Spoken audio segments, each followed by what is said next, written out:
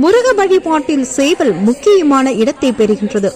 மயிலை போலவே சேவலும் முருகனுக்கு வாகனமாக உள்ளது.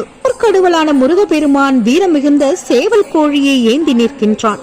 அவனது தேரில் உள்ள கொடியில் அக்னி தேவனை சேவலாக இருந்து கூவுகிறான் என்று கந்தபுராணம் கூறுகிறது. மேலும் சேவல் அக்னியின் வடிவம், வீரத்தின் அடையாளம், நெஞ்சை நிமிர்த்தி வெற்றியை தன் கடும் குரலால் தெரிவிக்கும் பறவை, சண்டைக்கு அஞ்சாதது, வெற்றியில்லையே வீர மரணம் என்று நெஞ்செறுதியோடு தளராது போரிடுவது சேவலாகும்.